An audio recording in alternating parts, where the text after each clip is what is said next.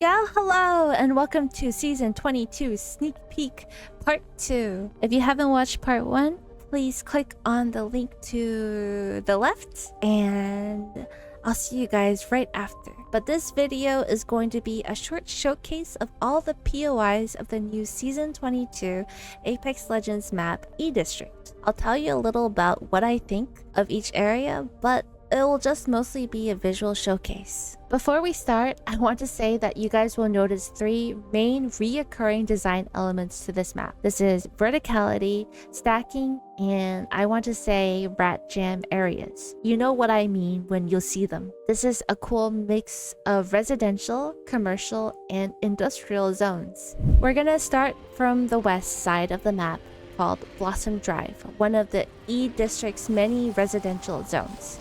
You'll notice it to be very similar to its east side POI, Heights. This POI has 5 main buildings, each about 3 stories high, spaced out, and looks like an apartment residential district. There are zip lines connecting each building and other smaller buildings. Right east of it is Neon Square, where it seems like smaller residential areas next to roads and ground floor shops. The layout is much tighter than Blossom Drive, so it is definitely much more close quarter combat. Moving south is probably my favorite spot on the map, Street Market. Exactly like the name says, it is a giant hub filled with food vendors and stalls, and a lot of places to set up or get trapped in. I see Alter being very strong here, as she can probably bounce from one side to another. Visually stunning area with lots of floors to get lost in a good way. East of Street Market is Viaduct, and it looks like it was one of the ways into E-District before everyone evacuated. There is a giant broken bridge scattered with cars, and Viaduct is the first thing you see leaving the bridge. It is a giant structure and extremely vertical, with 3 platforms overlooking the entire area into its neighboring POI, Draft Point. Draft Point is a slightly sunken in area of the map, still with some height, but pretty flat compared to other POIs. It does feel like a POI you would rotate into, not necessarily stay in. It doesn't feel like it has a lot of loot, so definitely I wouldn't stay there for long. There is a really cool giant rotating fan that serves as a major choke point to rotate into to the center of the map. One of my favorite places is actually the giant rotating fan. It is such a death trap of an area, but I think it's really cool. Next area is south of Draft Point, and it's called Shipyard Arcade, and it is exactly as it sounds. A ship docked permanently serves as a middle part with buildings on each side. The buildings, although quite spaced out, will have zip lines and mini grav launchers to quickly go from building to another. These buildings are so detailed, and I want to applaud the designers of this map with so many Easter eggs, and I definitely challenge you to go around and look at the posters and look at what's added on each floor of these buildings. They're just so visually stunning and well decorated. The next 2 POIs is to the east of Shipyard Arcade, and they're called Old Town and Humber Labs. Old Town is kind of an in-between of Blossom Drive and Neon Square. It is a mix of different height residential buildings with commercial spaces scattered in between. The designers paid really good attention to detail on the map, and again, I really like the arcade cyber-esque spots on the map, followed by the amount of food stores in the city. Humber Labs is a giant POI with lots of verticality, and there is a giant covered jump tower in the middle, kind of like Gardens on Broken Moon.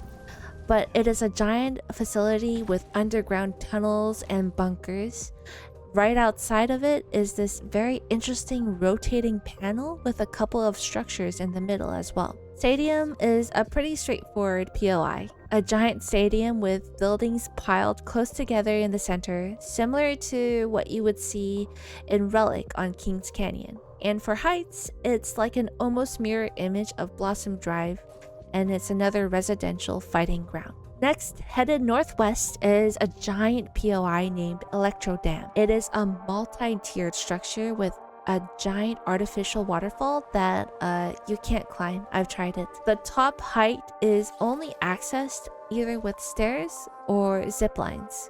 And if there is a team on height, pushing them does not seem fun. Moving south of Electro Dam is a very cute underground mall/shopping center called Galleria. It is a smaller POI, and I feel that it is similar to Draft Point, where it is potentially a spot where many teams will rotate through or rotate into.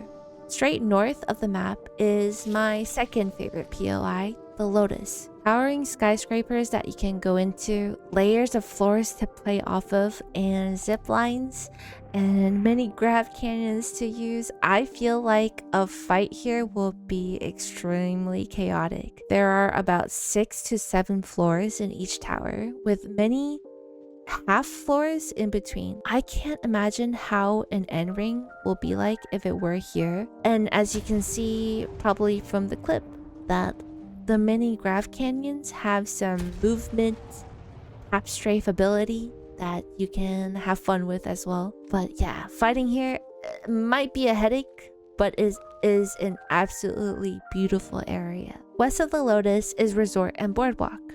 These POIs share similar traits. They're flatter in height with 1 or 2 levels of playable area surrounded by a giant building nearby, giving height. There are also the vacation-themed areas with pools and bars with a street connecting both POIs. Resort is adorable with its little Nessie floaties, and I really appreciate the amount of Easter eggs on the map. Reaching closer to the center of the map is City Hall, a giant building with only 2 floors of playable area. It is a very straightforward building. It looks massive from the outside, but I think it would be very fun to play around. It would be another third possible choke rotation area, as it is connected to the middle of the map and the surroundings are very open. So I would be pretty careful around this POI, but it is pretty easy and straightforward to navigate. Lastly, at the center of the map is Energy Bank. This humongous POI is probably the size of 4 POIs put together. This area has a massive 2-floor building surrounded by open land. There is lots of loot scattered around, but I can see a lot of end zones potentially happening here. It is very big and has huge potential. It is surrounded by POIs, so I'd still say be safe fighting here because each POI is still relatively close to each other for potential third parties. This pretty much wraps up all I have to show you about the new map. I hope you enjoyed the sneak peek. This is my first map preview I've done, and I hope to do more in the future, so let me know how I can improve. I feel like movement legends are going to be extremely strong on this map just because of how much height everything has. Pathy, Octane, Valkyrie, Loba, Alter, just to name a few, and they will probably give you a quick advantage. But don't look down on any other character because I feel like this map has so much hidden potential. Let me know who you want to main and what POI looks the most interesting to you in the comments. Thanks for watching. As always, take care.